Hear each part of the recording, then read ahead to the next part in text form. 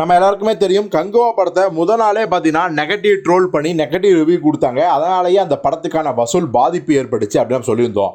இப்போ இதற்கு நிறைய பேர் மாற்று கருத்தாகவும் நிறைய பேர் சொல்லிட்டு இருந்தாங்க. அதையும் நம்ம திரும்ப திரும்ப சொல்லிட்டு இருந்தோம். இப்போ திரைப்பட முன்னாள் இயக்குனர், திரைப்பட விநியோகஸ்தர், தியேட்டர்காரர், இப்படி பல பதவிகளில் வகித்த ஒரு ஜாம்பவான் கேஆர். ஸோ அவர் இந்த கங்குவா படத்தை பற்றி என்ன சொல்கிறாருன்னா, ஏங்க எல்லாரும் கங்குவா படத்தை டார்கெட் பண்ணி தான் வீழ்த்திட்டாங்க அப்படிலாம் சொல்கிறாங்க. அப்படி பார்த்தா கங்குவாவுக்கு மட்டுமா ட்ரோல் பண்ணாங்க, கங்குவாவுக்கு மட்டுமா நெகட்டிவ் கொடுத்தாங்க? இதற்கு முன்னாடி எத்தனையோ படங்களுக்கு அதை பண்ணியிருக்காங்க. ஏன் சூர்யாவோட படங்களே இதுக்கு முன்னாடி தோல்வி அடைஞ்சது இல்லையா? அப்போ ஒரு படம் நல்லா இருந்தால் பாராட்டுவாங்க, நல்லா இல்லைனா திட்டுவாங்க. ஸோ இது எல்லா படங்களுக்கும் காமனாக நடக்கிற விஷயந்தான். ஆனால் இவங்க கங்குவா படத்துக்கு மட்டும் குறி வச்சு டார்கெட் பண்ணி அடித்தாங்க அப்படின்னு சொல்கிறது துளியும் ஏற்றுக்கொள்ளக்கூடிய கருத்தாக இல்லை அப்படிங்கிறது தான் என் கருத்து அப்படின்னு சொல்லியிருக்காரு. அதோட இந்த படம் ரிலீஸுக்கு முன்னாடியே 2000 கோடி அடிக்கும், 5000 தியேட்டரில் போடுறோம், அவ்வளோ வசூலாகும், இவ்வளோ பெரிய சாதனை பண்ணும் அப்படிலாம் தயாரிப்பாளர் சைட்லேருந்து சொன்னாங்க.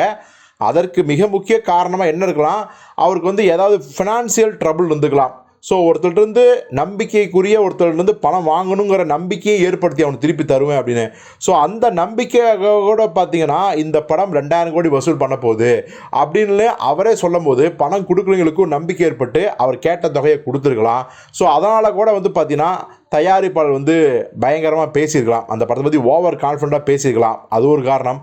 இப்போ இதெல்லாம் ஒரு பக்கம் இருந்தாலும் எப்படி வசூல் கணக்கு அதிகமாக வரும் அப்படின்னு கணக்கு காட்டுறாங்களோ அதே மாதிரி நஷ்டமாச்சுனாலும் உண்மையான அமௌண்ட்டை மறைச்சி பெரிய தொகையை நஷ்டத்தான் காட்டுவாங்க. உதாரணத்துக்கு 200 கோடி லாஸ்னா 700 கோடி லாஸ் அப்படின்னு சொல்லுவாங்க. ஏன்னா வாங்கினவங்க திருப்பி கேட்கும் போது இப்படி சொன்னால் தான் கொஞ்சம் லேட்டாக கொடுக்கலாம், நமக்கு ஒரு டைம் கிடைக்கும் அப்படின்னு. ஸோ இது மாதிரியான சம்பவங்கள் பல படங்களுக்கு நடக்கிறதா. மொத்தத்தில் ஒரு படத்தோட கண்டென்ட் நல்லா இருந்துச்சுன்னா மற்ற எதுவுமே பாதிக்காது அப்படிங்கிறதா உண்மை அப்படின்னு திரு கேஆர் அவர்கள் சொல்லிக்காரு. கேஆரோட இந்த கருத்தில் நீங்கள் உடன்படுறீங்களா இல்லை முரண்படுறீங்களா அப்படிங்கிறத கமெண்ட்டில் சொல்லுங்கள்.